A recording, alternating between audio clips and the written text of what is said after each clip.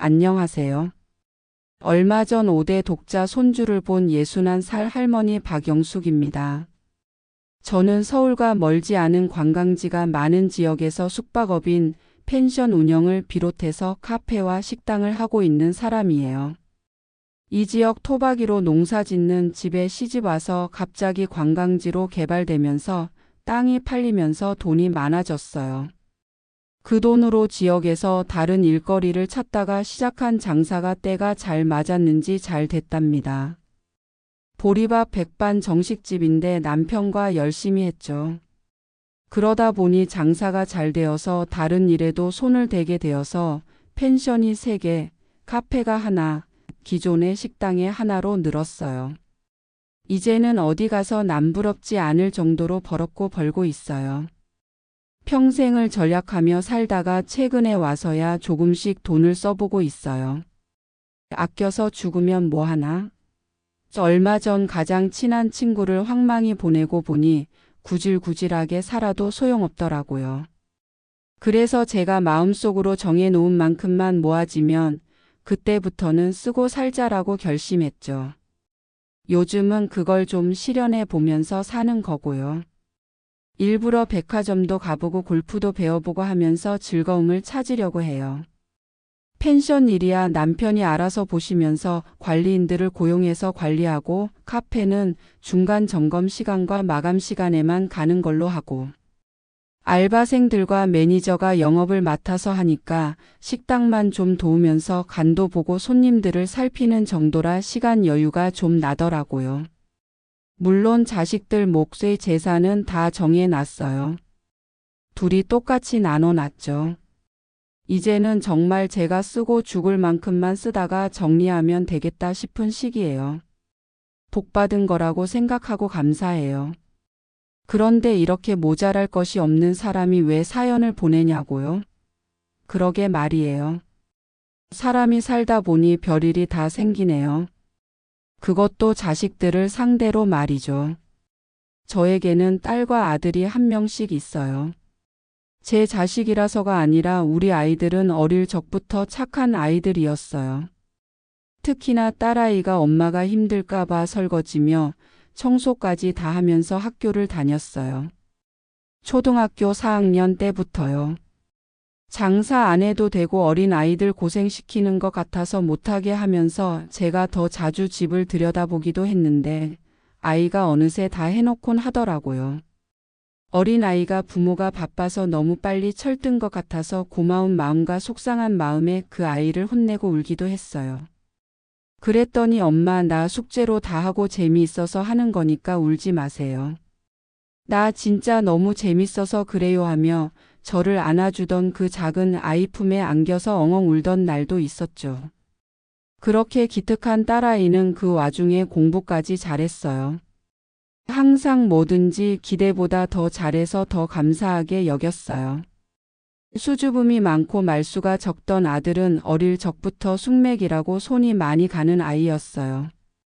그 덕에 2살 터울의 딸아이가 동생까지 봐주느라 고생을 더 했을 거예요. 그마저도 다 좋다며 표정을 안 바꾸는 아이이긴 했지만요. 그래서 그런지 아들도 저희보다는 누나를 잘 따르더라고요. 서로 듬직한 남매가 되어서 큰 싸움 한 번 안 하면서 컸어요. 아들도 공부는 잘했어요.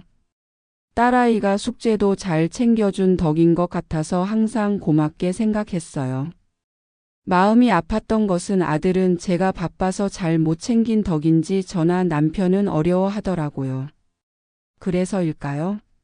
아들에게는 괜히 미안한 마음이 더 컸어요. 그래도 사춘기 겪으면서도 안 삐뚤어지고 잘 자라는 아이들을 보며 남편과 더 열심히 돈을 벌었어요. 그래야 우리 아이들이 잘 사는 길이라고 생각했으니까요. 재산을 꾸준히 잘 늘려갔어요. 그래서 아이들에게 더 고맙죠. 그렇게 저희 곁에서 자라준 아이들은 대학에 가고 유학도 갔어요. 저희 남편은 그저 돈을 열심히 보태주었죠. 어릴 적부터 그림에도 소질이 있던 딸아이는 디자인을 전공하러 뉴욕의 디자인 스쿨에 다녀왔고 아들은 프랑스로 교환학생으로 다녀왔어요. 그렇게 20대에 공부하느라 열심히 살던 아이들은 이제는 버젓한 직장인이 되었고 또 회사 다니느라 바빠지더라고요. 그러다 보니 집에 잘 오지도 못하고 전화 통화만 하는 날이 많았어요. 그것도 딸아이가 더 챙기지 아들은 가끔 한번 집에 와서는 얼굴을 비치고 온종일 잠만 자더라고요.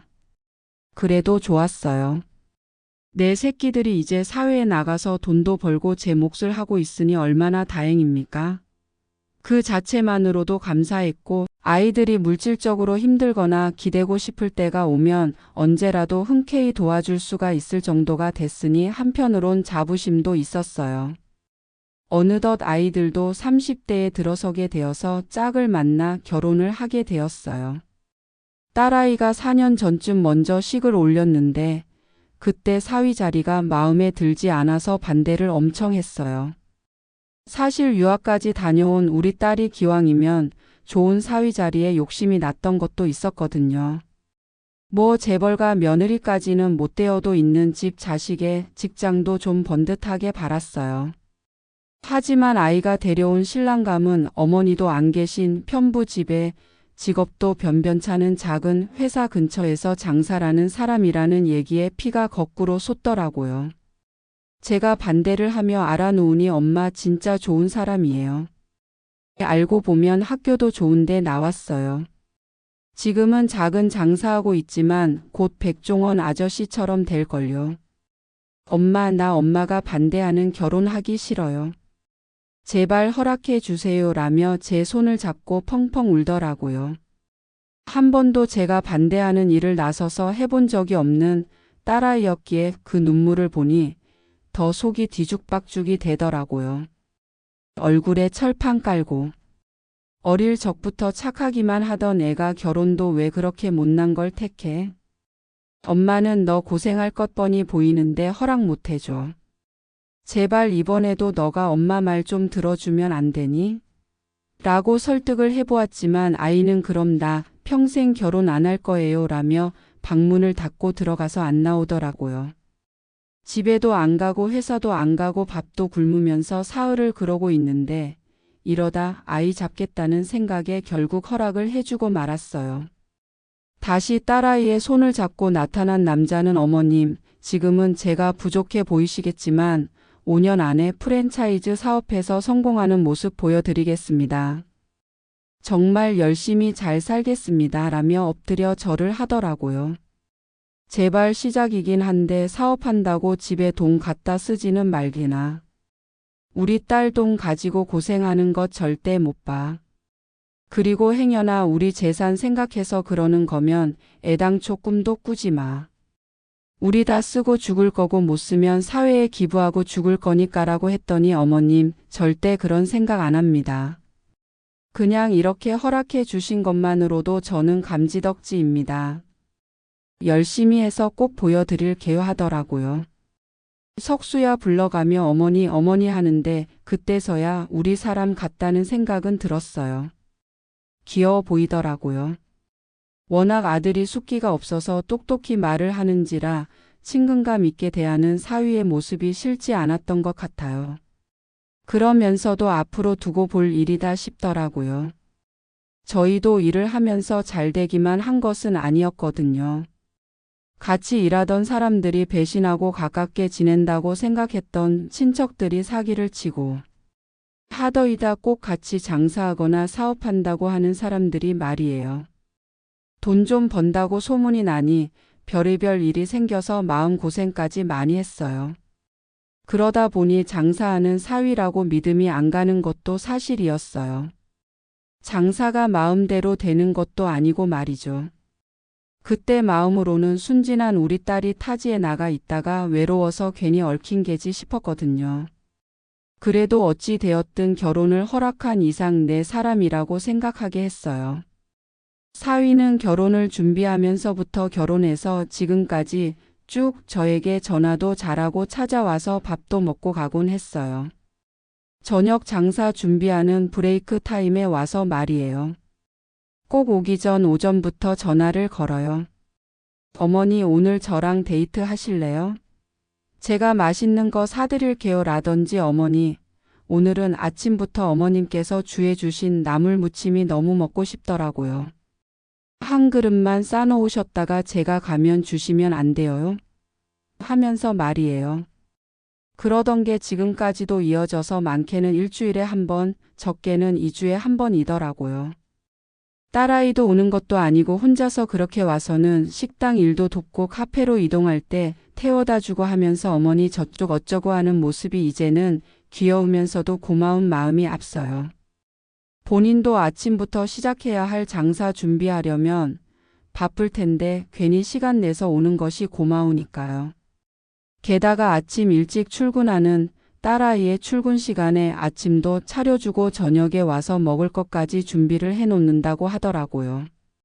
소영이 어린이집에서 데려다주고 청소랑 빨래도 했는데 저랑 점심 같이 하는 날만 못한다고 너스레를 떨면서 이런저런 이야기하는 모습에 매번 배꼽을 빼요.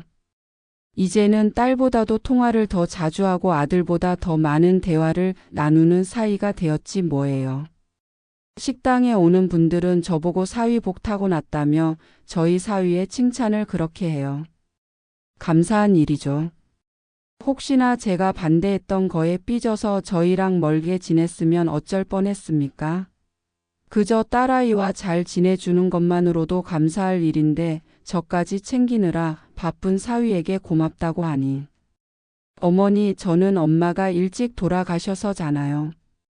학교 다닐 때 다른 애들은 다 엄마가 있는데 저만 없더라고요. 그런데 친구들이 엄마 고마워할 줄 모르고 자기들 하고 싶은 대로 막 하는 거예요. 저는 계시기만 하면 학교에서 있었던 일도 다 얘기하고 밥도 매일 집에서만 먹을 건데요. 엄마 밥상이 얼마나 소중한 건지 모르더라고요. 그래서 그때 결심했어요. 새엄마가 생기거나 결혼해서 장모님이 생기면 진짜 매일 가서 엄마한테 못다한 거 할다고요.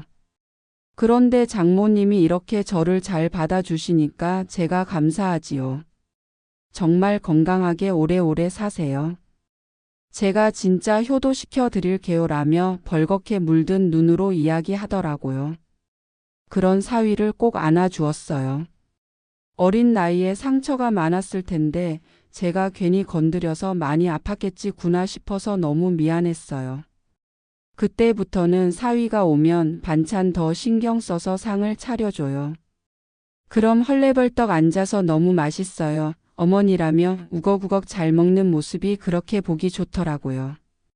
그런 저를 보며 남편은 배시시 웃으며 보다가 저렇게 좋아할 거면서 반대는 왜 했냐며 가끔 제 속을 긁지만 그런 사위를 예뻐하는 마음 같은지 일부러 쉬는 날 불러서 같이 낚시를 가시기도 하더라고요. 그럼 또 아버님 먼저 제가 먼저 잡을 겁니다 하며 까불기도 하는 모습에 기분이 다 좋아질 지경이에요. 하고 있는 사업은 잘 되는 정도인가 싶더니 무슨 사업부를 만들어서 브랜드화하려고 한다고 하는데 좀 더 기다려봐야 할 것 같더라고요. 그러면서 그거 성공하면 저희 보리밥집도 체인점 만들어서 어머님, 아버님 덜 힘들게 해준다고 하더라고요. 저는 지금 이대로도 감지덕지하니 괜찮다고 했습니다만 기분은 좋더라고요. 이러다 재벌 되나 싶어서 말이에요. 딸아이가 결혼하고 3년 정도 있다가 그러니까 1년 전쯤 아들이 결혼을 했어요. 며느리가 될 아이는 아들이 학교 다닐 때부터 만나서 교환학생 시절도 군대 시절도 모두 기다려준 아이라 오래 알고 지내기도 했죠. 집안도 자식들에게 많이 줄 만큼은 아니지만 의지할 만큼은 되니까 기왕이면 우리가 좀 더 있으니 상관없다 하고 별 이견 없이 결혼을 진행시키기로 했어요. 그런데 날짜를 정하고 보니 집 문제로 말이 많아지더라고요.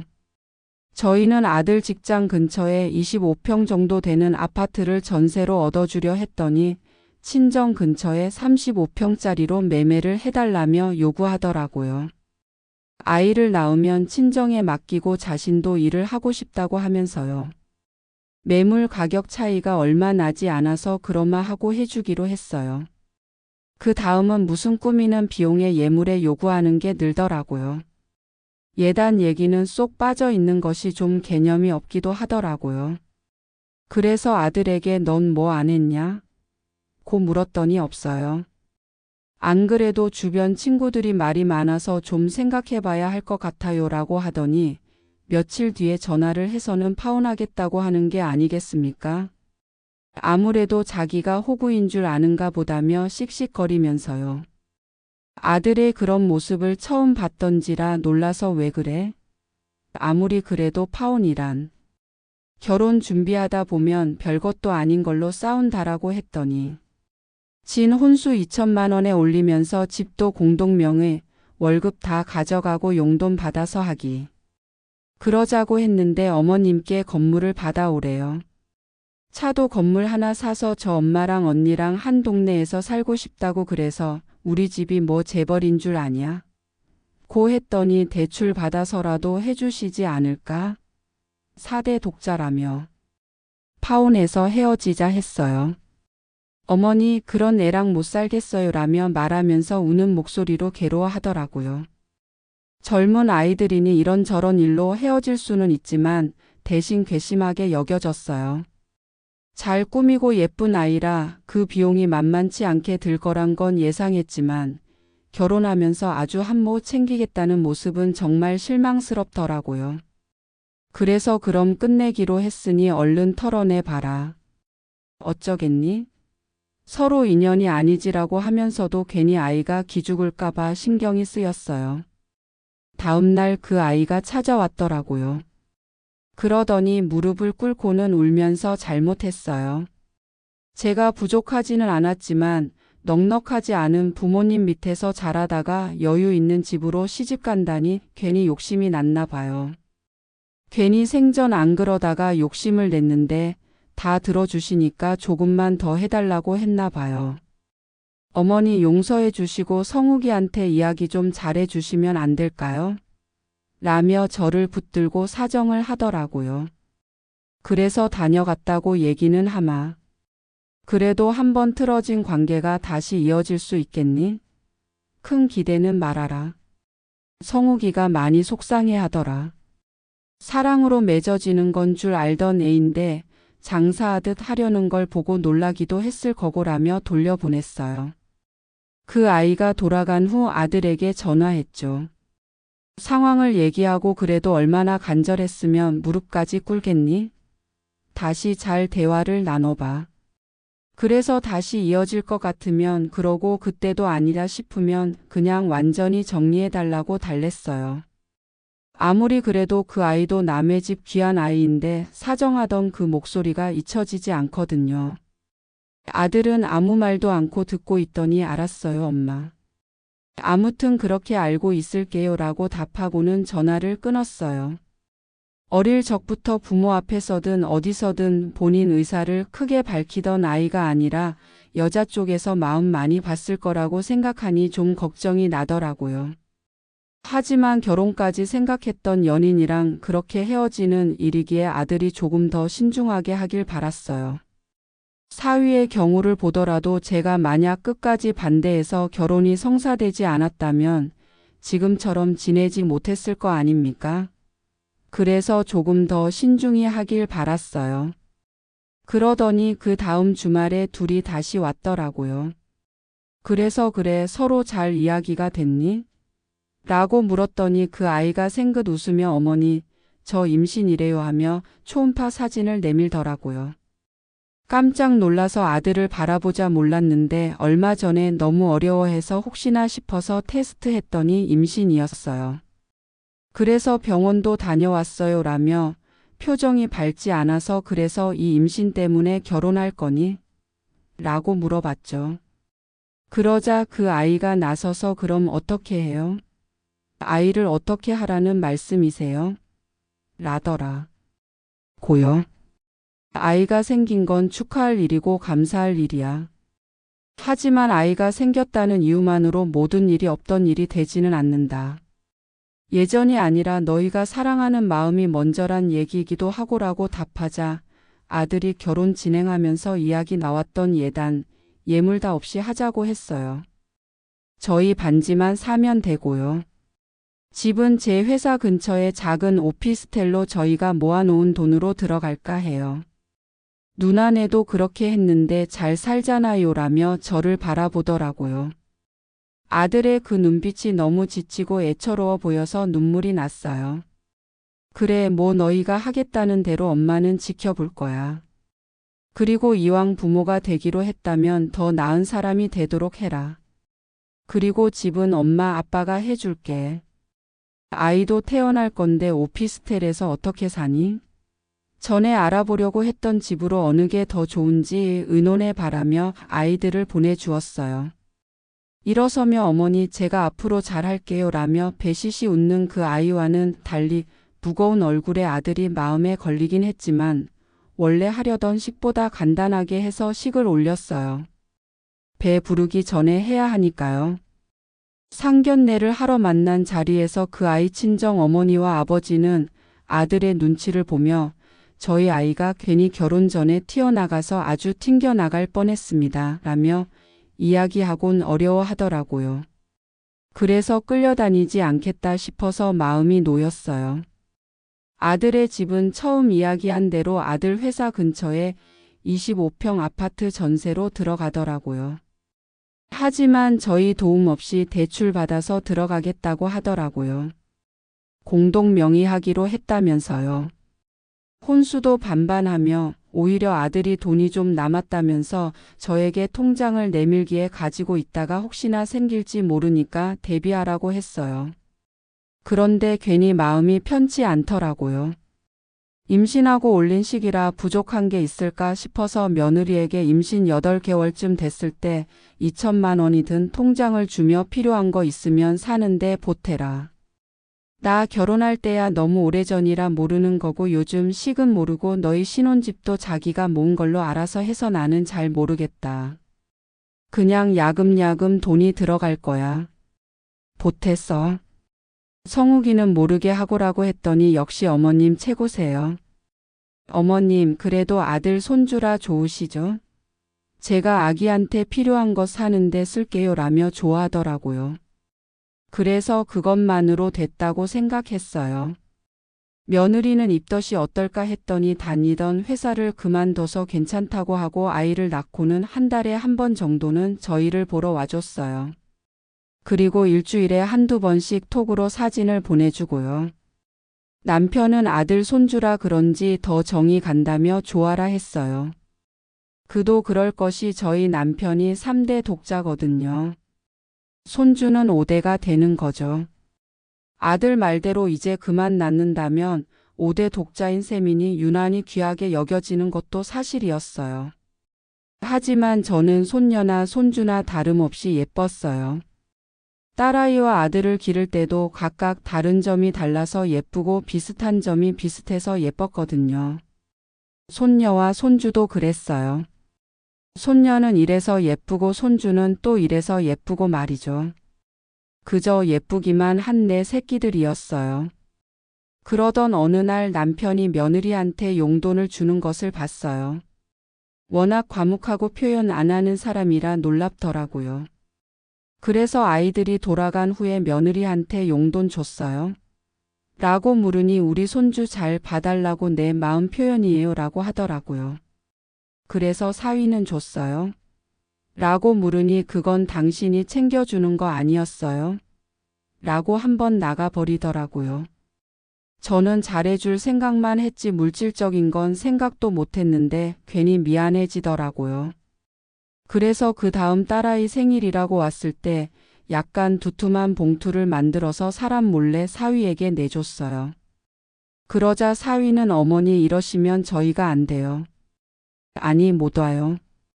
제가 드려도 시원찮은데 어머님께서 주시면 어떻게 해요? 라며 거절하더라고요. 그동안 내가 부려먹은 값이야. 이제 사업부 하면서 회사 커지면 좋은 옷도 입어야 하잖아. 가서 사 입으라고. 얼른 넣어. 엄마가 용돈 주는 거야 라고 말하자 얼굴이 빨개져서는 그럼 어머님 거 써주시는 걸로 알고 받을게요. 감사합니다 하며 제 손을 꼭 잡더라고요. 그런 사위가 또 안쓰럽고 예뻐서 어깨를 쓰다듬어 줬어요. 그때 어머니 아버님도 거 주시는 거예요? 저는요? 라며 며느리가 다가오며 물어보는 거예요.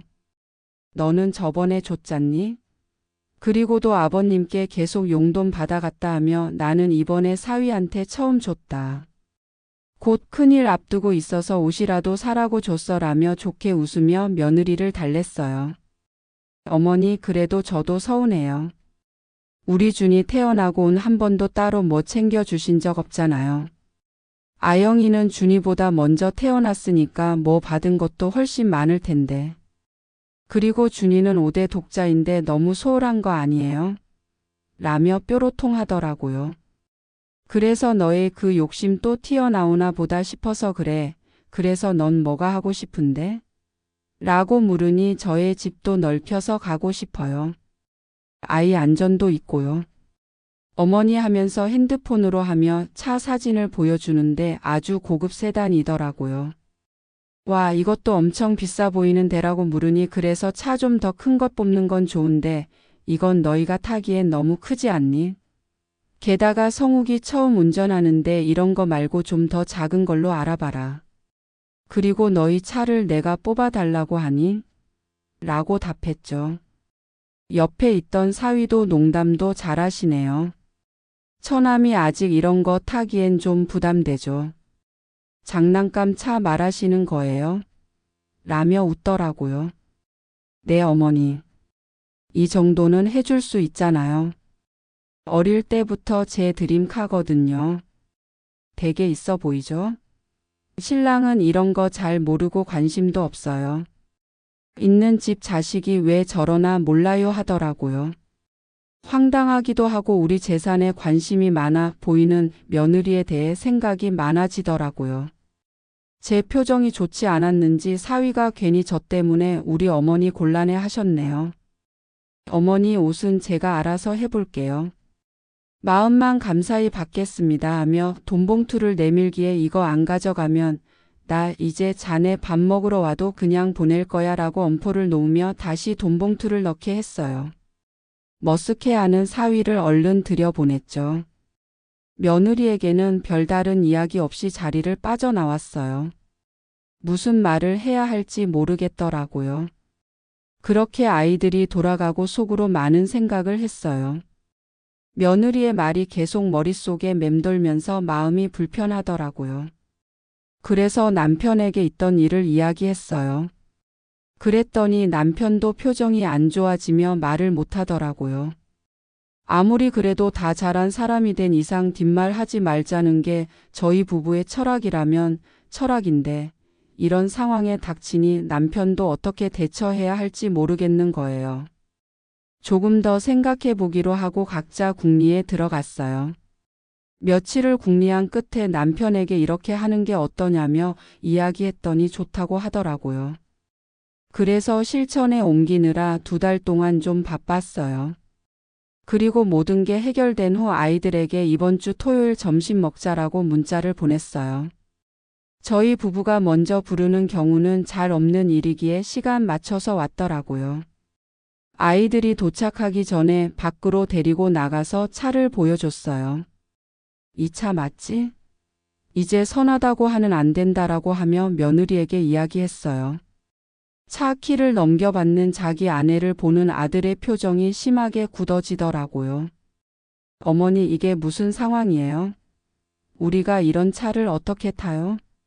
어머니, 아버지가 타세요라고 하는 아들을 며느리가 밀어내며 어머니 너무 감사해요. 정말 좋아요. 너무 감사하죠. 우리 5대 독자님 태우고 안전하게 다니겠습니다. 진짜 열심히 타고 다닐래요. 감사합니다 하더라고요. 아들은 그런 며느리를 이끌고 어디론가 가기에 엄마 할 이야기 더 남았는데 다 듣고 가면 안 돼? 다음에 불러 하며 세웠어요. 그런 저를 이상하게 보던 아들은 이내 따라 들어오더라고요. 딸아이도 놀랐던지 엄마 너무 무리하신 거 아니에요? 성욱이가 저런 차가 무슨 필요가 있어요? 라며 나직히 묻더라고요. 그래서 기다려 바라며 다들 거실에 둘러앉게 했어요. 아들이 더 받았으니 뭔 사위도 받아야지. 내가 우리 딸 어릴 적부터 고생시킨 엄마라 미안하면서도 자기들끼리 살림 시작해 본다고 해서 여태 지켜만 봤어. 그런데 우리 사위가 일도 열심히 하고 우리도 챙겨주지 말라고 와서 밥도 먹고 모든 걸 해주고 아버지 낚시 친구도 해주고 했는데 내가 마음 표현을 너무 마음으로만 했더라. 저번에 우리 며느리가 서운했다고 이야기하는데 아차 싶더라. 아무리 부모 자식 간이라도 오해 생기는 게 있어야 하는데 우리 사위한테는 너무 받기만 했지 뭘 줬나? 며느리한테는 용돈이라는 명목하에 돈을 줬거든. 그래서 이번에 딸자 보니까 우리 사위한테는 이 정도는 해야 되겠더라고 하며 서류를 내밀었어요. 그러면서 이거 별건 아니고 자네 사는 동네의 작은 4층짜리 주택이야. 1층은 점포자리고 2층은 원룸 둘이 있고 3층을 올라가면 4층은 40평방 4개짜리야. 4층에 들어가서 사돈 어른 모시고 살아. 그리고 월세 받아서 하면서 우리 아영이 교육비 나올 거야. 이제서야 우리 딸내미한테 엄마다운 걸 좀 하는 것 같아서 마음이 편해. 아버지께서도 다 동의하신 거야. 명의는 자네 명의로 했으니까 여기 인감 찍고 등기하면 되라며 사위 손을 잡았어요. 사실 딸내미는 18평 아파트 전세에 살고 있거든요. 혼자 계신 시아버님도 작은 원룸 전세에서 지내는 걸로 알고 있어요. 막연히 언젠가는 집이라도 해줘야 할지 싶었는데 이번 일이 계기가 되어서 앞당겨서 해주게 된 거예요. 사위는 말을 잇지 못하고 있고 딸아이는 서류를 살펴보더니 울더라고요. 엄마 이거 우리가 어떻게 받아요? 나중에 우리가 더 좀 벌어보고요. 늦자지야. 더 준 거 아니고 너희 신랑 준 거야. 우리 큰아들이 4년을 그렇게 성실히 하면서도 나한테 얼마나 잘해줬는데?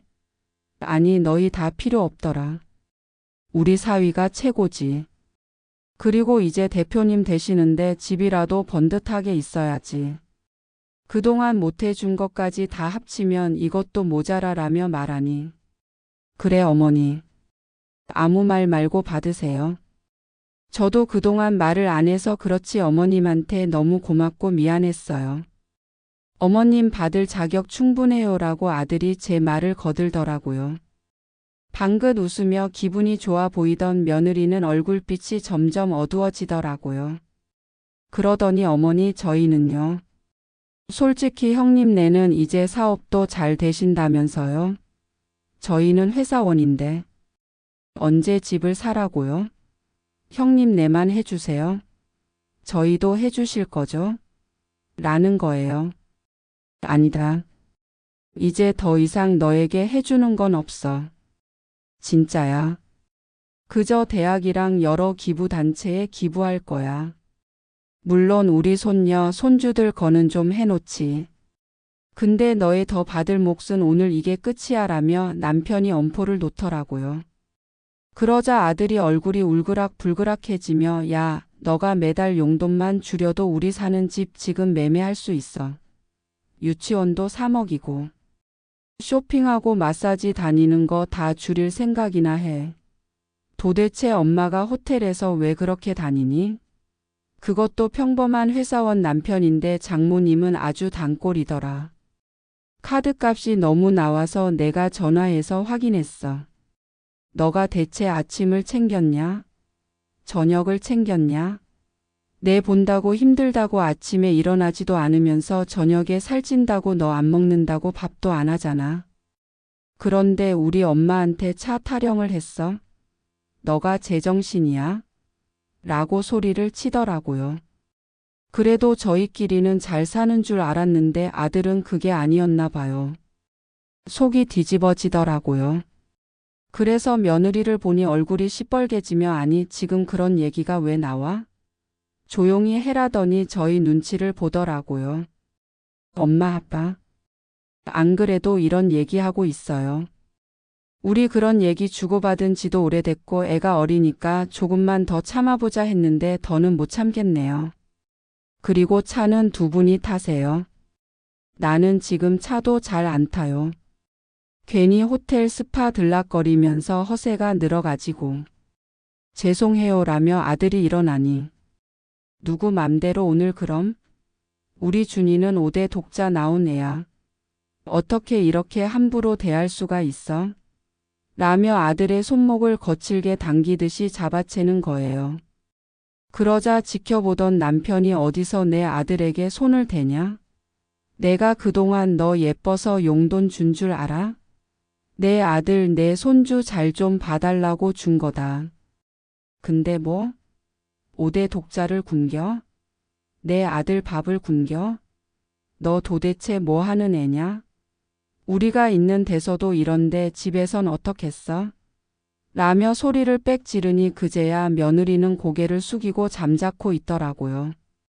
보고 있자니 골치가 아파서 다들 오늘은 일단 가라고 하고 보냈어요. 사위는 가기 전에 저를 꼭 끌어안고는 가더라고요. 끝끝내 차 키를 놓고 간 아들은 집에 도착해서 전화를 했어요. 엄마 오늘 진짜 잘하셨어요. 우리 부모님이 진짜 멋져요. 그리고 한 번도 엄마 아빠 돈줄로 본 적 없어요. 저 그렇게 능력 없지도 않고요. 그리고 이런 꼴 당하게 해드려서 죄송해요 라며 말을 잇지 못하고 우는데 제 속이 터져 나갔어요.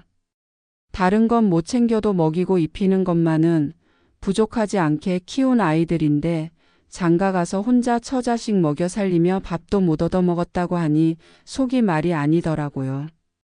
그래서 이혼할 거면 해라. 그렇게 존중 안 해주는 여자랑은 살 필요 없다. 준이는 내가 아줌마 써서라도 여기서 키울 테니까 그런 걱정은 말고라고 했더니 진짜 못 견디게 되면 그럴게요.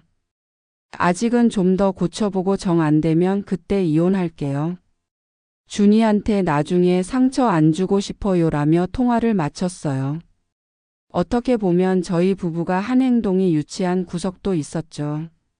그렇다고 재산 정말 다 기부하고 죽을 것도 아니고요.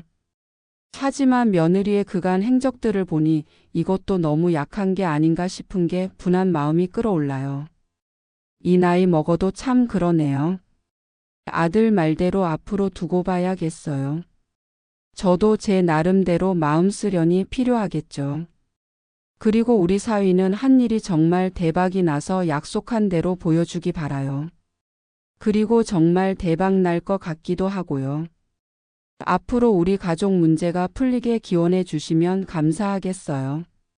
그리고 더 늦기 전에 인생을 즐겨봐야죠. 지금까지 사연 들어주셔서 감사해요. 재미있으셨다면 구독과 좋아요 눌러주세요. 감사해요. 안녕히 계세요.